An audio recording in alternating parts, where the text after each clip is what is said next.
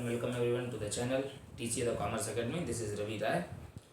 और जर्नल्स के अभी तक हमारे 3 वीडियो आ चुके हैं क्लास 11th के लिए, पार्ट 1, पार्ट 2, पार्ट 3। आज का जो हमारा वीडियो है वो 4th पार्ट का वीडियो है, जिसमें आज हम बातचीत करने जा रहे हैं, जिसमें आज मैं आपको बताऊंगा जो हमारा पूरा डिस्कशन होगा। तो आप वीडियो को बहुत आराम से, बहुत ही प्यार के साथ नोट्स बनाते हुए पेपर पेन लेके बैठें। और आज हम बातचीत करेंगे जर्नल्स में सम स्पेशल जर्नल एंट्रीज की, कुछ स्पेशल जर्नल एंट्रीज। ठीक है, कौन कौन से ट्रांजैक्शंस होंगे, उसके क्या अकाउंटिंग ट्रीटमेंट होंगे, उसकी मीनिंग क्या होती है, उस वर्ड की मीनिंग क्या होती है और उसकी जर्नल एंट्री क्या बनाई जाती है। ठीक है, हाँ भैया, तो आइए बिना आपका मैं टाइम वेस्ट किए हुए मैं आपको आगे ले चलता हूँ। सबसे पहले हमें जानना है बैड डेट्स की एंट्री की। बैड डेट्स क्या होता है? बैड डेट्स, ठीक है, इस वर्ड की मीनिंग है when due money not received from the debtor. जब आपने डेटर से जो पैसा आपको मिलना बाकी है वो आपको रिसीव ना हुआ हो। ठीक है, यानी कि डेटर इज द पर्सन जिसको हमने गुड्स उधार पे बेचा था, उससे पैसा मिलना था और उससे पैसा हमको न मिल पाया हो, और किसी भी लॉफुल रीजन से, ऐसे रीजन जो आपको स्पेसिफिक लॉ में बताए गए हैं, ठीक है, तो वो हमारा पैसा क्या हो जाता है? बैड हो जाता है, वो हमारा पैसा डूब जाता है। ठीक है, तो वो जो पैसा हमारा डूब गया वो हमारे लिए क्या है? वो हमारे लिए है is a kind of loss. तो हम बैड डेट्स की अगर हम बातचीत करें, ठीक है, तो बैड डेट्स का नेचर क्या है? तो बैड डेट्स जो है वो नॉमिनल इन नेचर है। ठीक है, बैड डेट्स जो है वो नॉमिनल इन नेचर है। नॉमिनल इन नेचर क्यों है? क्योंकि ये क्या है? आपका काइंड ऑफ लॉस है, ये हमारे लिए लॉस है। और नॉमिनल अकाउंट का गोल्डन रूल कहता है, ठीक है, all the expenses and losses debit होते हैं। ठीक है, यानी कि वो पैसा जो हमें हमारे डेटर्स से मिलना था, हमने जिसको गुड्स उधार में बेचा था, वो पैसा हमें नहीं मिल पाया, हम उस पैसे को रिकवर नहीं कर पाए। ठीक है, तो अगर सर मैं इसके अकाउंटिंग ट्रीटमेंट की बातचीत यहाँ पे करूँ, अगर मैं आपको यहाँ पे इसका अकाउंटिंग ट्रीटमेंट बताने जाऊँ, तो इसके अकाउंटिंग ट्रीटमेंट में 2 केसेस बनते हैं। ठीक है, जो आपका पहला केस बनता है व्हेन फुल अमाउंट, जब पूरा का पूरा पैसा, मान लो हमारा एक डेटर है जिसको हमने 10,000 का गुड्स क्रेडिट पे सोल्ड किया है, when full amount is bad debt. जब पूरा पैसा आपका क्या हो जाए? बैड डेट हो जाए, तो आपकी जर्नल एंट्री क्या बननी है? मान लो कि एक्स एक पार्टी है जिसको हमने सामान उधार पे बेचा था, गुड्स उधार पे बेचा था, और वो 10,000 का बेचा था। जब ड्यू डेट आई, हम उससे पैसा मांगने गए, वो हमें 10,000 नहीं दे पा रहा है किसी भी रीजन से। रीजन कोई जरूरी नहीं है, ठीक है, किसी भी रीजन से वो नहीं दे पा रहा है, वो पैसे हमारे डूब गए, तो यानी कि हमारा फुल अमाउंट बैड डेट हो गया। वैसे केस में एंट्री आपकी बनती है सर बैड डेट्स, चूंकि नॉमिनल इन नेचर है, लॉस है, तो ये डेबिट होगा। बैड डेट्स आपके क्या होंगे सर? डेबिट टू डेटर, जो उस पार्टी का नेम है, यानी कि, ठीक है, डेटर या डेटर्स कर लीजिए, बेसिकली डेटर ही रहने देते हैं हम यहाँ पे। ठीक है, यानी कि टू, अगर एक्स से पैसा नहीं मिला है, ठीक है, मोहन से पैसा नहीं मिला है, ठीक है, तो जिस इंसान से भी पैसा नहीं मिला है, पैसा डूब गया है, उस इंसान को आप क्या कर दोगे? क्रेडिट कर दोगे।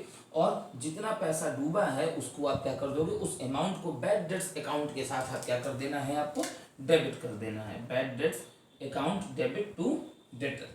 ठीक है, ये होता है हमारा पहला केस। और इसमें एक और केस आमतौर पे बुक्स में मिलता है, और वो हमारा केस है व्हेन पार्शियल, जब आपका कुछ पैसा मिला हो और कुछ पैसा उस पार्टी से डूब गया हो। When partial amount is bad debt, कुछ पैसा ही आपका सिर्फ क्या हुआ हो? डूबा हो, जब पार्शियल अमाउंट ही आपका बैड डेट्स हुआ हो। ठीक है, तो अब अगर पार्शियल अमाउंट ही बैड डेट्स हुआ है, मान लो कि मोहन से आपको 10,000 रुपीज मिलने थे, ठीक है, ड्यू फ्रॉम मोहन, मान लेते हैं हम रुपीज 10,000 रहा हो, ठीक है, और मोहन ने हमको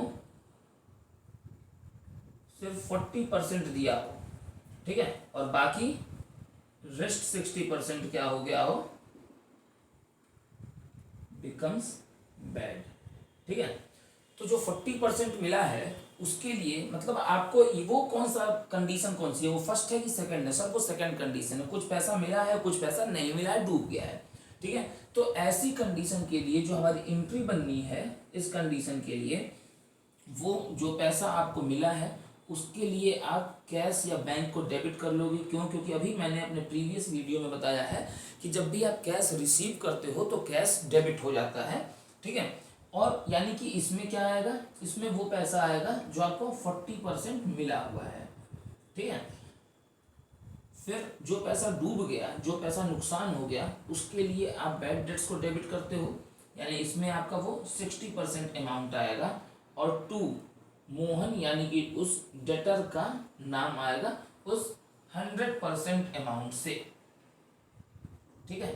यानी कि ₹4000 कैश या बैंक में डेबिट होगा, 6000 बैड डेट्स में डेबिट होगा और मोहन पूरी तरह से क्रेडिट होगा 10000 से।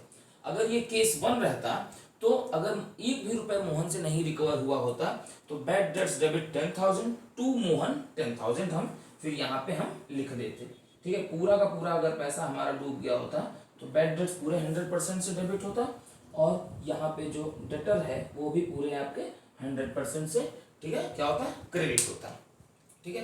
तो ये पहली एंट्री है बैड डेट्स की। ऐसे ही कुछ और एंट्रीज हैं जो हम बातचीत करेंगे, तो आप इसको लिखिए, फिर मैं आपको नेक्स्ट एंट्री बताता हूँ।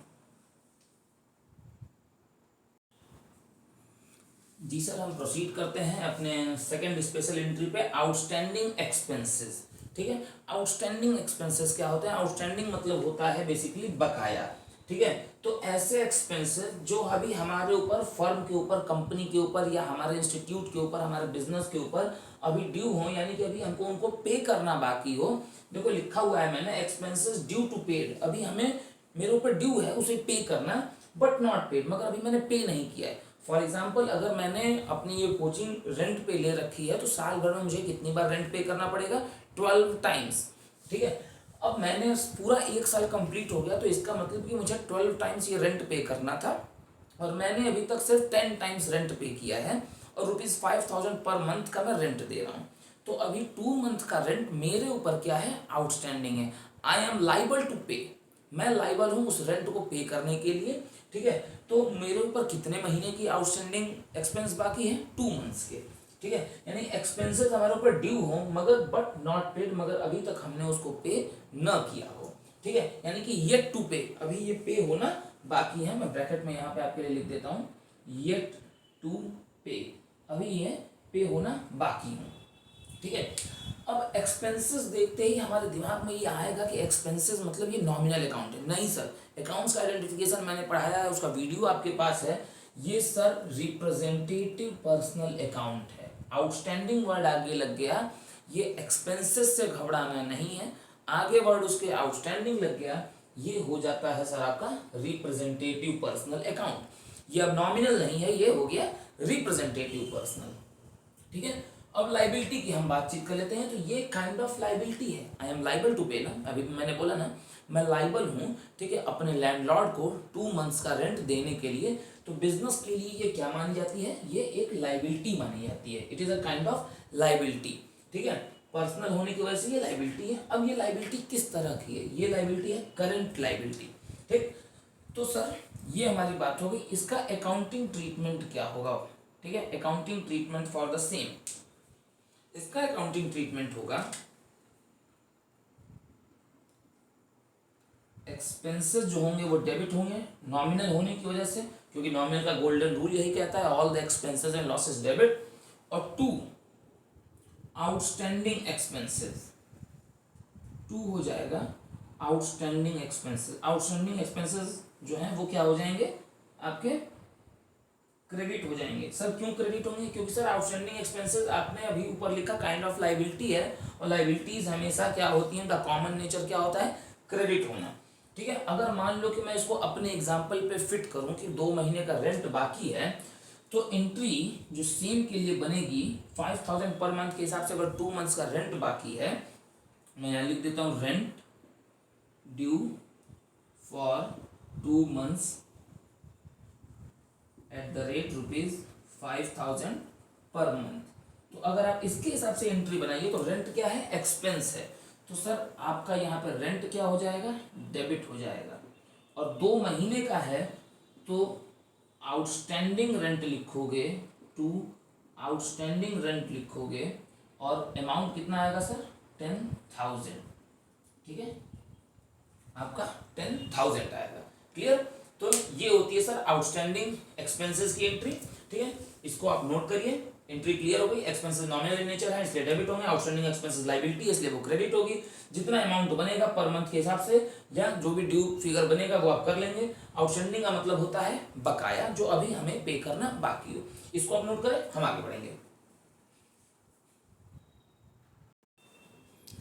जी सर, बिना टाइम वेस्ट किए हुए हम आगे आते हैं। प्रीपेड एक्सपेंसेस क्या होते हैं? तो प्रीपेड एक्सपेंसेस का मतलब है ऐसे एक्सपेंसेस जो हमने एडवांस में पे कर दिए हैं, हमने एक्स्ट्रा पे कर दिए हैं। ठीक है, जैसे आप अपने मोबाइल का रिचार्ज कराते हो तो आप नेक्स्ट अपकमिंग डेज के लिए आप उसमें बैलेंस डालते हो। लाइक आपने अगर 84 डेज का रिचार्ज कराया है तो आप आने वाले 84 डेज तक उसका बेनिफिट उठा पाओगे। ठीक है, उसको प्रीपेड कहते हैं। और इस तरह एक पोस्ट पेड होता है, आप पहले यूज करते हो, पहले इस्तेमाल करें, ठीक है, फिर आप पेमेंट करें। विश्वास करें नहीं, पेमेंट करें। बिजनेस में ये विश्वास जैसा कुछ नहीं होता है। ठीक है, काम लिए पैसा दो, बात खत्म।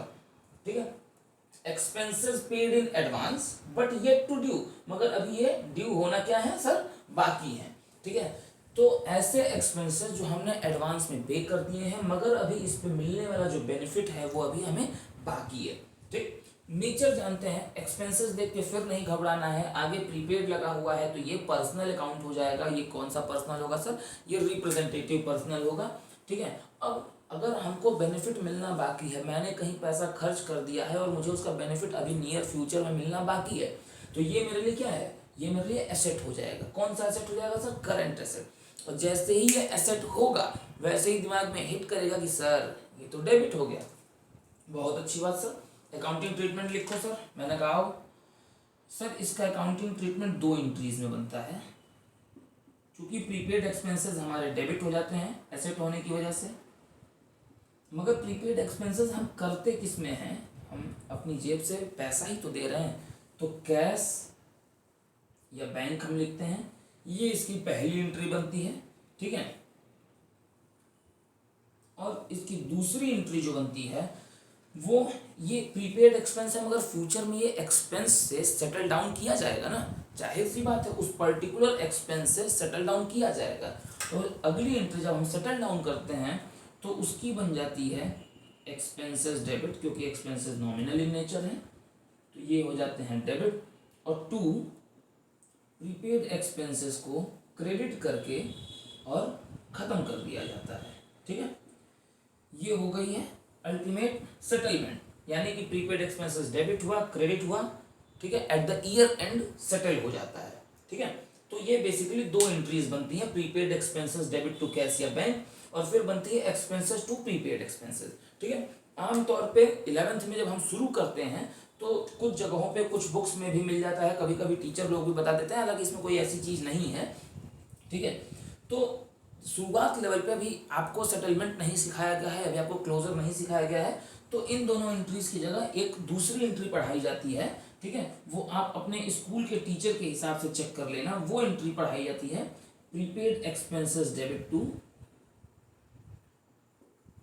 एक्सपेंसेस। ठीक है, ये एंट्री भी कुछ जगहों पे पढ़ाई जाती है, मैंने देखा हुआ भी है। ठीक है, तो प्रीपेड एक्सपेंसेस टू एक्सपेंसेस, हालांकि ये एंट्री जेन्युइन इसलिए नहीं है क्योंकि एक्सपेंसेस नॉमिनल इन नेचर हैं और एक्सपेंसेस कभी क्रेडिट हो ही नहीं सकते। ठीक है, एक्सपेंसेस हमेशा डेबिट होंगे, एक्सपेंसेस कभी क्रेडिट नहीं किए जा सकते हैं। ठीक है, नॉमिनल नेचर में वही चीज़ क्रेडिट होती है जो इनकम हो। ठीक है, जो एक्सपेंस होते हैं वो हमेशा सर जी क्या होते हैं? डेबिट होते हैं। अकाउंटिंग रूल्स पे चलती है फिलहाल। ठीक है, ये इसकी ओरिजिनल एंट्री है, पहले प्रीपेड एक्सपेंस की एंट्री, फिर उसको सेटल डाउन करने की एंट्री। और कभी कभी स्कूलों में अगर आपके पढ़ाया जा रहा है, ये एंट्री भी पढ़ाई जा रही है, तो ये आप अपने टीचर से कोऑर्डिनेट करिए, अपने रिस्पेक्टेड टीचर से जो भी आपको पढ़ा रहे हैं। ठीक है, और आप उनसे कोऑर्डिनेट करिए, उनसे इसके पीछे का लॉजिक समझने की कोशिश करिए। ठीक है, तो ये 3rd पॉइंट नोट करिए सर, फिर हम बढ़ेंगे आगे।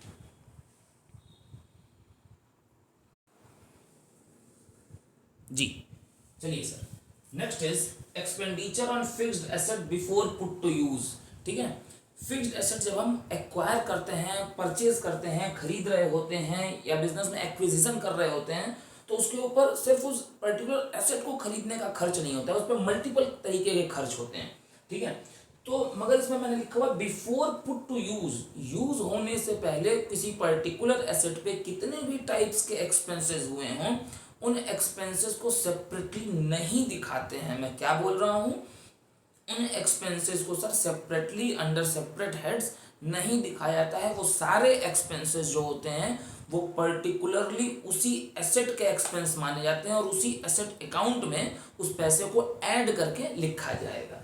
ठीक है, उसका जो अकाउंटिंग ट्रीटमेंट बनता है सर वो ये बनता है, उसका जो अकाउंटिंग ट्रीटमेंट है वो है asset account debit to cash या बैंक।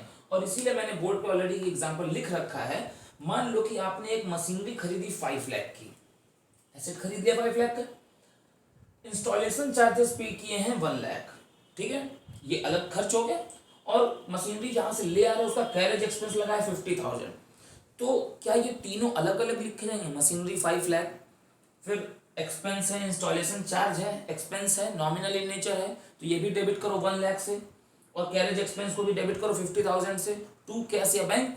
फिर नहीं, यानी कि अगर आप, मैं बता रहा हूं, पहले गलत एंट्री बता रहा हूं, अगर आप लिखते हो machinery debit, installation charges debit, carriage या फ्रेट डेबिट टू कैश या बैंक, मशीनरी को आपने 5 लाख से डेबिट किया, इसको आपने 1 लाख से डेबिट किया, और इसको आपने 50,000 से किया, और कैश और बैंक को क्रेडिट कर दिया 650 से। ठीक है, अगर आप ये एंट्री करते हो तो ये एंट्री सरासर क्या है सर? गलत है। तो सर राइट एंट्री क्या है? मैंने कहा राइट एंट्री ये है कि सारे पैसे को हमको उस पर्टिकुलर एसेट के अंडर ट्रीट करना है, यानी कि जो उसका करेक्ट अकाउंटिंग ट्रीटमेंट होगा इस एग्जांपल के लिए वो होगा मशीनरी डेबिट, उस एसेट का नाम आप उठाएंगे, machinery account debit to cash या बैंक। ठीक है, 6,50,000 एंड 6,50,000, थोड़ी सी जगह कम पड़ गई है इसलिए मैंने ऐसे यहाँ पे मैनेज कर दिया है। ठीक है, या मैं इसको यहाँ लिख देता हूँ, मुझे लगता है यहाँ ज़्यादा सही रहेगा, यहाँ पे काफ़ी स्पेस है मेरे पास। मशीनरी डेबिट टू कैश या बैंक 6,50,000, 6,50,000। ठीक है, ये आपकी जो बनेगी वो करेक्ट एंट्री बनेगी नीचे वाली। ठीक है, अगर आप सारे एक्सपेंसेस को अलग अलग शो कर देते हैं तो ये आपका क्या बन जाता है सर? रॉन्ग। और आपका जो करेक्ट फॉर्मेट बनता है वो यही बनता है। क्यों? ध्यान देना है, before put to use, asset के यूज होने से पहले एसेट के ऊपर हुआ 1 रुपए का भी खर्चा जो होता है वो क्या होता है सर? वो उस पर्टिकुलर एसेट अकाउंट में ही चार्ज किया जाता है और वो उसी के अमाउंट में माना जाता है। ठीक है, तो आप सर इसको नोट करिए, विद एग्जांपल नोट करिए। फिर मेरे पास 2 और छोटे छोटे पॉइंट हैं जिसको मैं पढ़ा के खत्म करूंगा। हाँ जी सर, हम नेक्स्ट की तरफ बढ़ते हैं। डिप्रिसिएशन ऑन एसेट, एसेट पे डिप्रिसिएशन। डिप्रिसिएशन पहले तो ये जान जाओ होता क्या है। डिप्रिसिएशन वर्ड का मतलब होता है लॉस और decrease in the value of fixed asset due to its regular और ग्रेजुअल यूज। जब भी आप किसी पर्टिकुलर एसेट को, ठीक है, लगातार यूज कर रहे होते हैं तो उसके रेगुलर यूज करने से over the period of time, 5 साल 10 साल, एक लंबे समय तक आप यूज करते हैं तो उसके रेगुलर यूज होने से उसकी वैल्यू में क्या होती है सर? कमी आती है। ठीक है, उसकी वैल्यू कम होती चली जाती है अपने आप। ठीक है, उसको सर हम क्या कहते हैं? उसको हम कहा जाता है डिप्रिसिएशन। ठीक है, अब डिप्रिसिएशन क्या है सर? आपका वैल्यू में कमी है एसेट की, तो ये क्या हो जाएगा सर? अगर मैं इसको बताऊं तो ये आपका नॉमिनल इन नेचर है, ये आपका नॉमिनल अकाउंट है। नॉमिनल होने की वजह से ये एक्सपेंस है या ये लॉस है तो ये डेबिट होगा। फिर अगली चीज, ये किस तरह का एक्सपेंस है? तो इसको हम बताया जाता है ये नॉन कैश एक्सपेंस है। ये खर्च तो है मगर एक्चुअल में हमारी जेब से होता हुआ खर्च ये नहीं दिखाई दे रहा है। ठीक है, फॉर एग्जांपल मेरी एक बाइक है, ठीक है, जिसको मैंने एक सर्टेन अमाउंट में खरीदा था और साल भर चलने के बाद, मान लो कि 1 लाख रुपए की मैंने बाइक खरीदी है, तो साल भर चलने के बाद उस बाइक की कीमत अब 1 लाख रुपए नहीं रह जाएगी, घट के मान लो 70,000 हो गई। तो 30,000 जो वैल्यू में कमी आ गई वो किस वजह से आई? उसके रेगुलर यूज करने की वजह से। ठीक है, तो 30,000 रुपए एक तरह से देखा जाए तो ये हमारा खर्च ही तो हो रहा है, मगर ये क्या एक्चुअल में ये पैसा मेरी जेब से जाता हुआ दिखा है? नहीं, तो ये नॉन कैश एक्सपेंस है। अब इसका सर अकाउंटिंग ट्रीटमेंट क्या होगा? तो अगर मैं आपको इसके अकाउंटिंग ट्रीटमेंट के बारे में बताऊं तो depreciation is nominal in nature, it is a kind of expense और loss for the business, that's why depreciation क्या होगा सर? डेबिट हो जाएगा। डिप्रिसिएशन अकाउंट जो होगा वो आपका सर डेबिट हो जाएगा उस पर्टिकुलर अमाउंट से। और क्रेडिट क्या होगा सर? बिजनेस से एसेट क्या हो रही है? वो पर्टिकुलर एसेट क्या हो रही है? कम हो रही है। अभी मैंने अपने प्रीवियस वीडियो में बताया है कि जब एसेट की वैल्यू कम होती है तो उस एसेट को क्या कर देते हैं सर? क्रेडिट कर देते हैं। तो हम उस एसेट को क्या करेंगे सर? क्रेडिट कर देंगे। ठीक है, फॉर एग्जाम्पल 5 लाख की मशीनरी है जिस पर 10% डिप्रिसिएशन लगाना है, तो 5 लाख का 10% 50,000 आएगा। तो एंट्री हमारी बनेगी depreciation account debit 50,000 to machinery 50,000। ठीक है, आप इसको नोट करिए। एक और छोटी सी चीज मैं भूल गया था जिसको मुझे सेकंड पॉइंट पे ही बताना था, इसलिए मैं उसको अब 6th पॉइंट पे बता के और आपका ये टॉपिक खत्म करूंगा।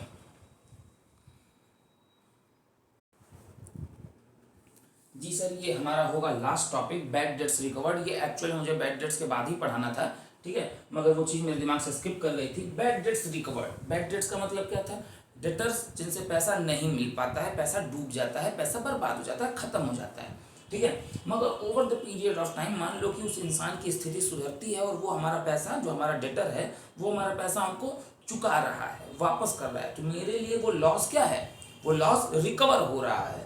तो जब बैड डेट्स रिकवर होता है तो अब वो आदमी आएगा, वो डेटर आएगा, वो पर्टिकुलर इंसान आएगा, मोहन नाम का जो डेटर था वो आएगा, वो हमको पैसे देगा। तो हम क्या करेंगे? हम पैसा पाएंगे।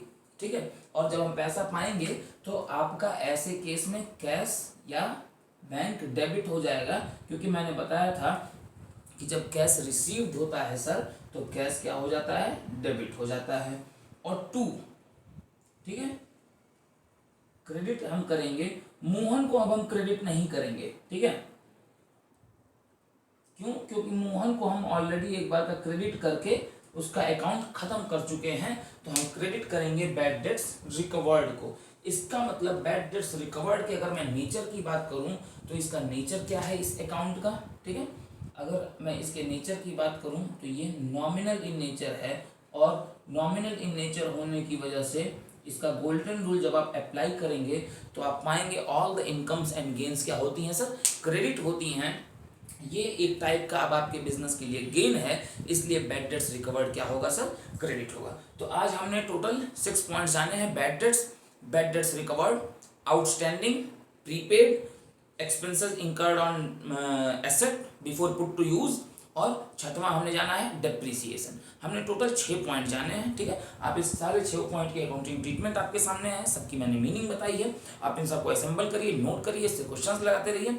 और जर्नल्स में कुछ छोटे पॉइंट्स और रह गए हैं, हालांकि वो बहुत क्रूशियल है, जिसमें एक सबसे बड़ा पॉइंट हमको पढ़ने के लिए बाकी रह गया है जर्नल्स में, जो कि मैं बहुत जल्दी उस वीडियो को ले आऊँगा। ठीक है, मतलब उसको क्या बोलते हैं? Special transactions related to goods. ठीक है, मैं स्किप कर रहा था दिमाग से। Special transactions related to goods, goods से रिलेटेड कुछ स्पेशल ट्रांजैक्शन जब हम पहली बार देखेंगे कि परचेज डेबिट होने की जगह सर परचेज क्या हो रहा होगा? क्रेडिट हो रहा होगा। तो फिलहाल आज की हमारी आपकी बातचीत यहीं पे खत्म होती है। पढ़ाई करिए, ठीक है, चैनल को लाइक शेयर सब्सक्राइब करिए, अपने दोस्तों तक पहुंचाइए। ठीक है, आज की हमारी आपकी बातचीत यहीं पे खत्म होती है। आप सभी का दिन शुभ हो। जय हिंद।